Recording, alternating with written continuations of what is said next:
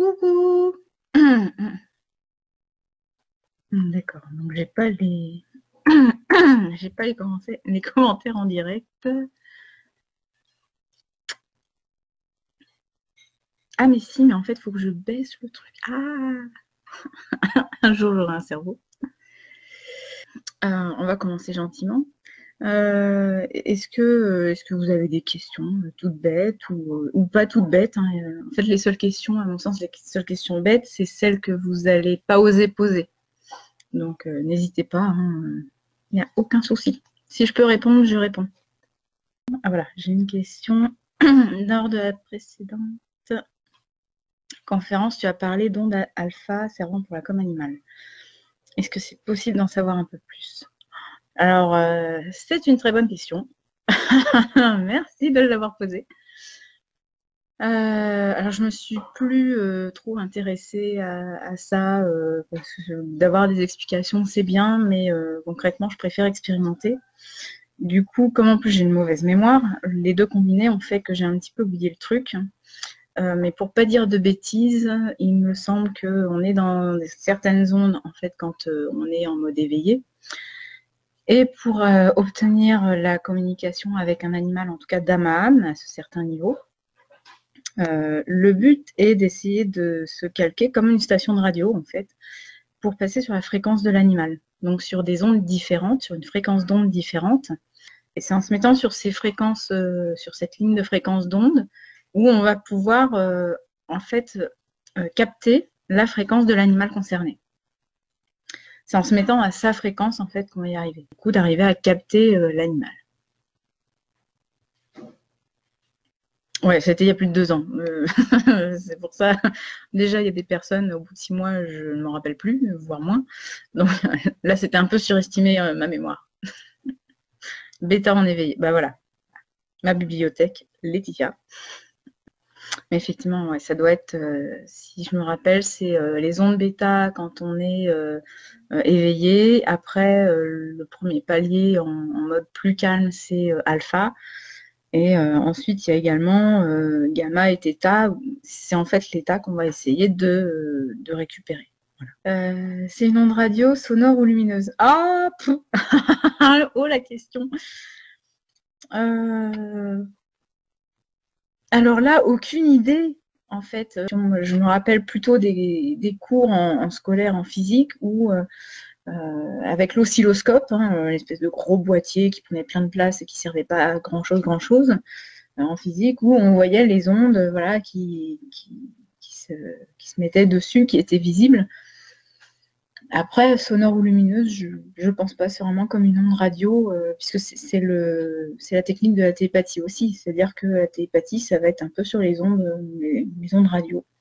C'est-à-dire deux jumeaux, même à 500 km de distance, ils vont être sur ce type d'échange.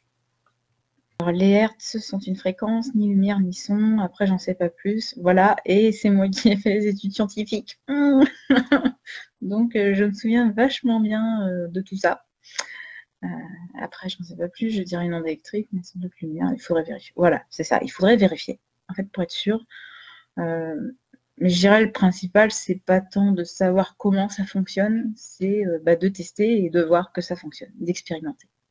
C'est le meilleur conseil, en fait, que je puisse donner. Question suite au stage, par rapport à la première respiration carrée, est-ce que tu l'as fait tout le temps ou est-ce que tu as d'autres types de... Non, en fait, les guides ont donné un certain nombre de minutes en fait, à faire une respiration cool.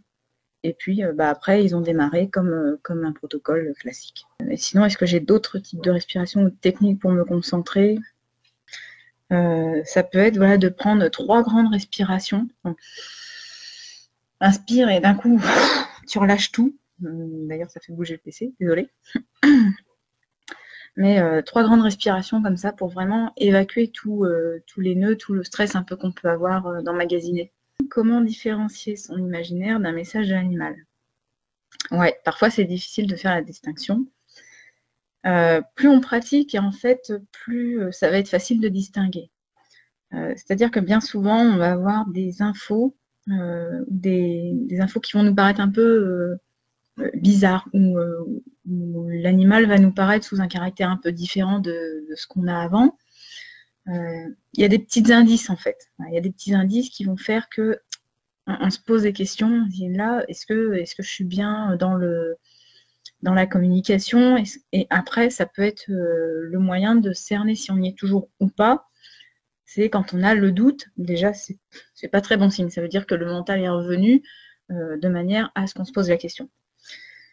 Si on est dans la communication, clairement, on trace et on se pose même pas la question, est-ce que j'y suis pas. Quand on commence à se poser la question, déjà, c'est moyen bof.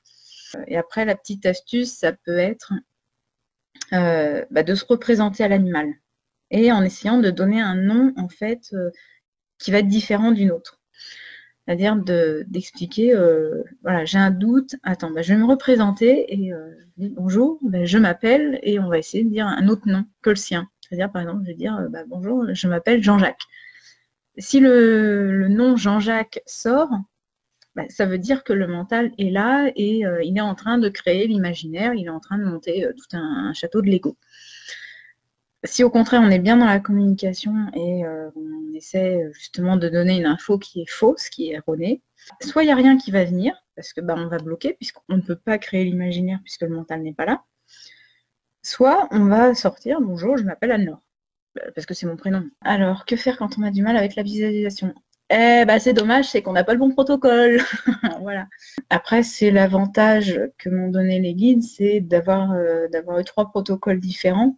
Un pour les personnes visuelles, un pour les personnes auditives, un pour les personnes dans le ressenti. Et c'est ce qui aide beaucoup, puisque du coup, avec des petits exercices le premier matin du stage, on va savoir quel est le point fort de l'élève en question. Et du coup, ça évite d'avoir à obliger à de la visualisation pour une personne qui serait auditive, par exemple. C'est sûr que si tu es auditive, de te demander de visualiser ci, puis de visualiser ça, et ainsi de suite, ça va être compliqué. Et je comprends, parce que j'étais dans le même cas. C'est-à-dire j'étais pas visuelle du tout au démarrage, j'étais plus dans les ressentis. Et quand on m'a demandé là-haut de tester les 3 protocoles, j'ai testé dans tous les sens, mais le visuel, je l'ai testé en dernier, par exemple, parce que c'était pas mon créneau principal. Il a fallu que tout le reste se développe pour aller à ça. Ça va être gentiment tout pour ce soir. En tout cas, on remet ça, je pense, d'ici un petit mois. Je vous donnerai la date exacte, l'heure exacte. Mais n'hésitez pas, en tout cas, à préparer vos questions pour la fois prochaine. En tout cas, je vous souhaite une bonne soirée. Et puis, bonne continuation à vous. À très bientôt. Bisous tout le monde.